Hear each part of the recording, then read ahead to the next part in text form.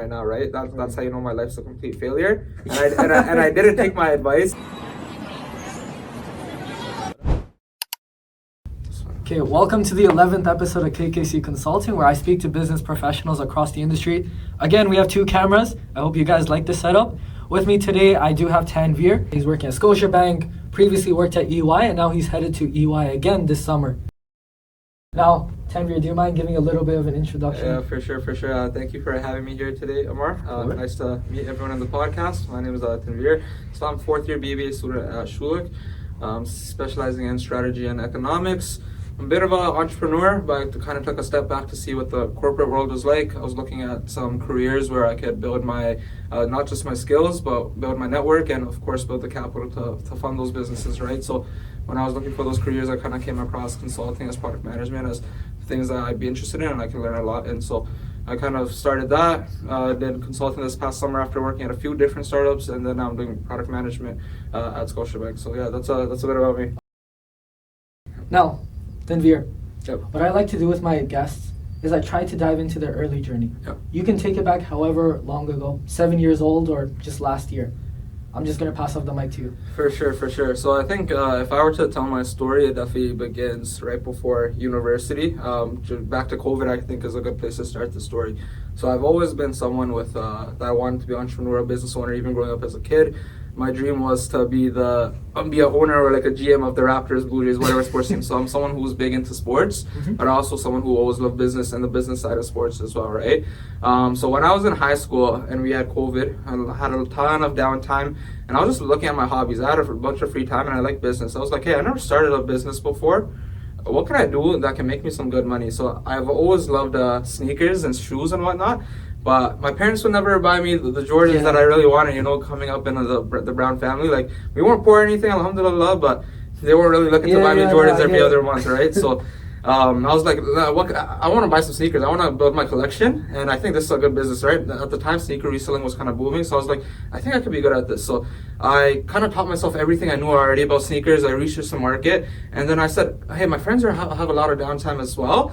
Let me try to convince them to do this with me. I think it'd be fun to do with some friends. So that's kind of what I did. I showed everyone like, hey, there's this whole new thing. It's called sneaker reselling. Like, we could do this. We can make a ton of money. Like, I did a few sales of like personally here and there, and look at the returns, right? I'm like, I think we could turn this into a business, right? So at the time, I had no money. Like, I just got a part-time job at Walmart with the idea in mind, like, hey, I'm gonna fund my business with this. And then I kind of reached out to my dad as well. I'm like, hey, this is my idea. My dad's like, you're gonna buy used shoes and sell them? Like, who's gonna be like, good luck? He's like, here's $200. Go show me could make some money off it, and then we'll talk, right? So I took that $200 and then I did my first flip and I made like $100 profit. My dad's like, okay, wow, like the people are that delirious to buy new sneakers. I'm like, okay. And so my dad really helped me in the journey to get set up. And then I, of course, had the Walmart money coming in to kind of fund that business. So we did that for a couple of years. We got really big during COVID. At our peak, we had over 2,000 followers. Wow. We did over $400,000 in revenue in 2.5 years' time before coming into university. And we were one of the biggest resellers in the GTA. So I was like, okay, maybe this like business world life is for me. And that's what I want to do. So it really gave me that confidence and the inspiration to be like, okay, one day I know I'm going to be a great entrepreneur and that's my goal. So then, business school came and we started Schulich, and the business kind of slowed down, the market slowed down, full-time school kind of got in the way and whatnot. So we're like, okay, like maybe it's time to pivot from this. And then in year 2, I got a chance to join a startup at York University. It was a York University-backed startup called Handy Fuel, where we were actually building the world's first automated fueling system. So it's like a robotic arm that fuels your gas. A couple of engineers at York U started it, and they found me through Iman. Actually, I know he's been on this podcast before, but yeah, one of my buddies told me they were looking for a co-founder, and he's like, hey, I know you're pretty entrepreneurial, let me connect you two with them. So kind of did that. We joined forces. I was the CEO over there. We built a prototype. That was a good experience, but I also noticed a lot of mistakes I was making and a lot of gaps I didn't know how to close. So that's when I was like, okay, maybe I don't have all the knowledge that I need yet. Right. Maybe it's time to take a bit of a step back and get that mentorship that I needed. So from there, I worked this is my 6th internship that I'm working right now. So I didn't even get into that part, but I worked at a few different startups, a few different private companies in different roles. I worked in finance, I worked in operations, I worked in research, right, at York University as well.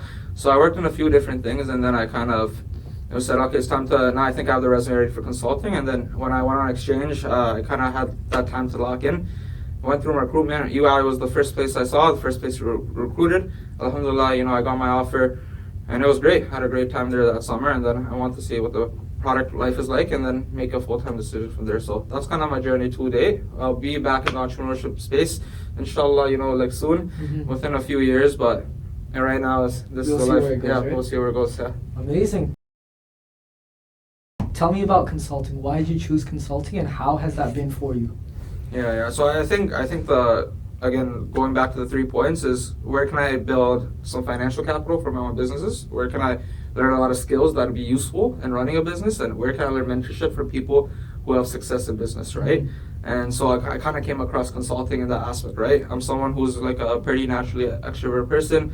I like interacting with people. I like speaking with people. I like meeting new people, and I like doing new things every day. Right. So just being at a desk every single day doing the same thing, even crunching the same numbers and whatnot, gets boring to me really quickly. So I heard about consulting and how dynamic and stuff it was from a lot of different people, and I heard about the different firms and industries and whatnot, and I thought it could be a career that's really interesting. So I started attending more events. I did some case competitions, got to talk to a few more people, and I said, okay, this is a career that looks like I'd have fun in, right? So then when I did my internship, I did get to see what it was all about, and I'm not gonna lie, some of the work you do all the time, it doesn't make sense, and you don't feel like this is even for you, right? But then there's other aspects in terms of the culture at EY and the overarching message that you're doing. It's really exciting, and you're helping people at the end of the day, right? A lot of people think consultants are useless, but I think if you're doing a good job and the cause is right, which I think my team, the cause is right, you're really doing meaningful work and impactful work. So I think that's something that I find really interesting.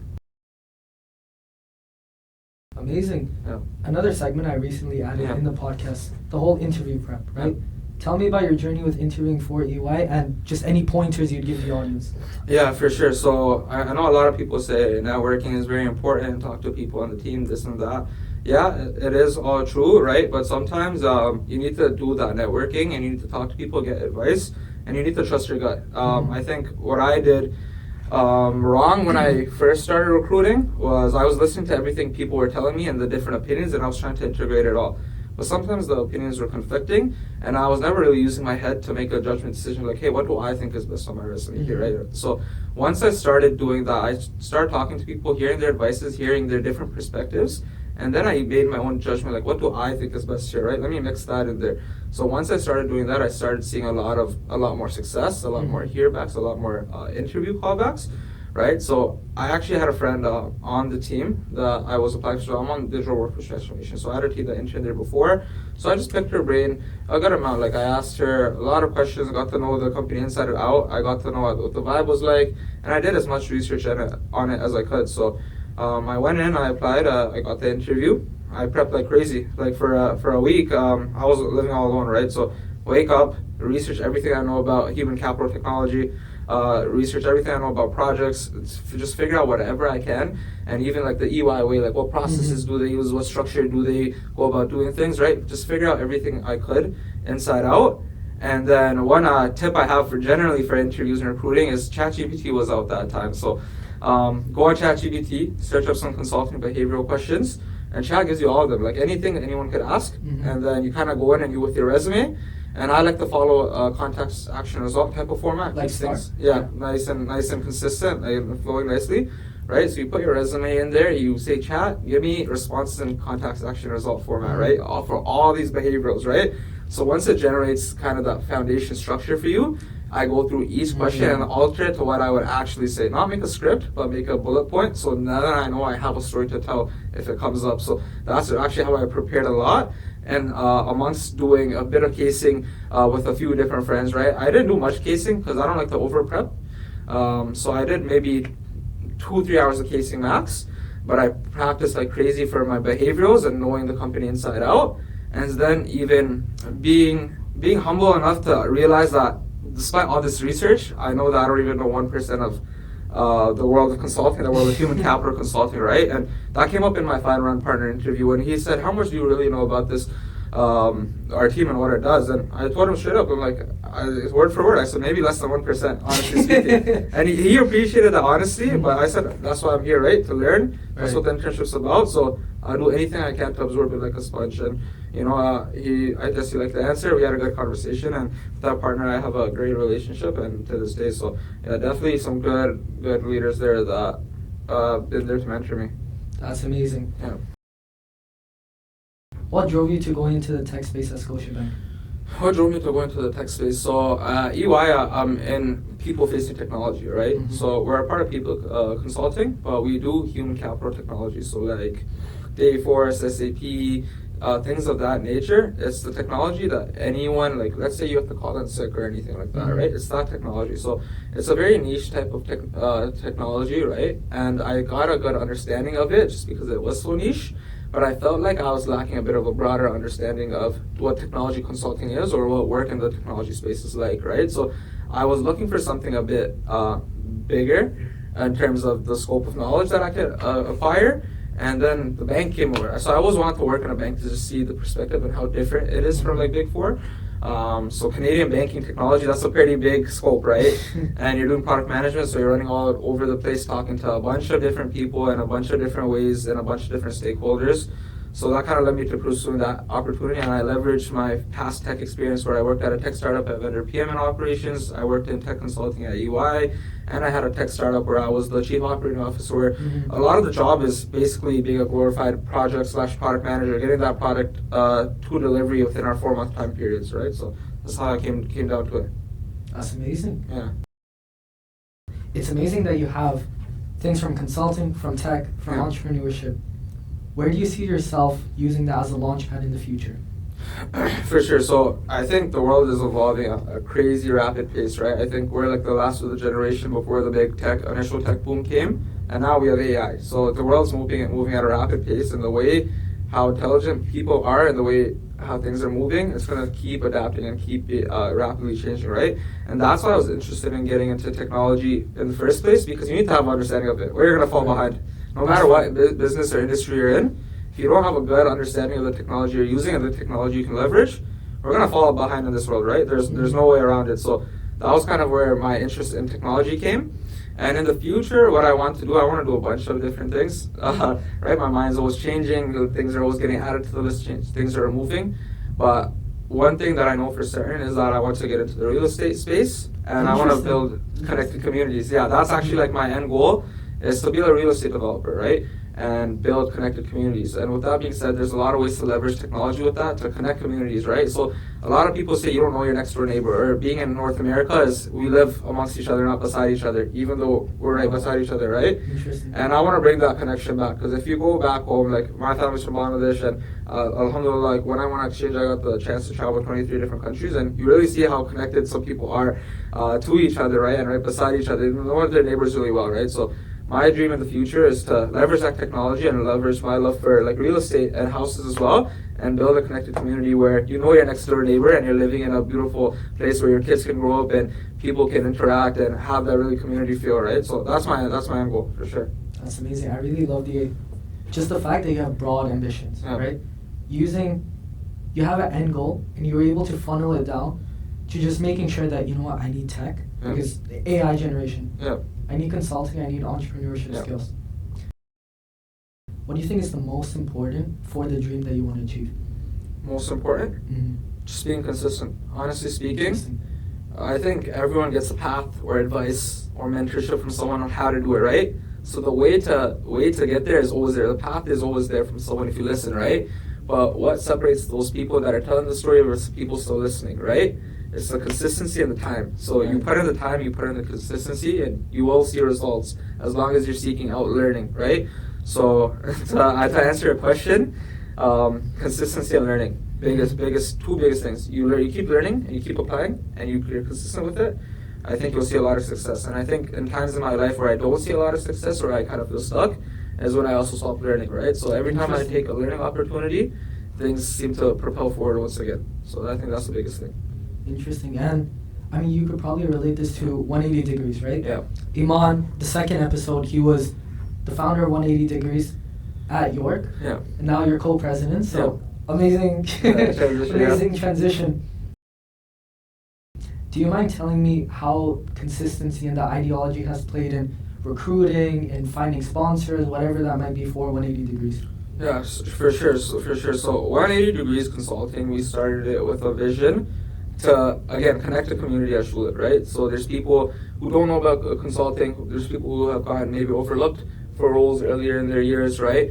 Who don't have that path to consulting to know what it is, right? So we are looking to build a community where you don't have to be wanting to be a consultant, or you don't already have to be a consultant. You just have to be interested in getting to know it, and you have to show that you're willing to put in the work to learn more about it and being a successful member of the club, right? So that's what we've looked for in all our staff and all our associates and whatever, and VPs, engagement managers, whatever the case may be. We look for people who are always willing to learn and where people are always willing to be consistent, right? So those are two things that I think we carried within the club as well, right?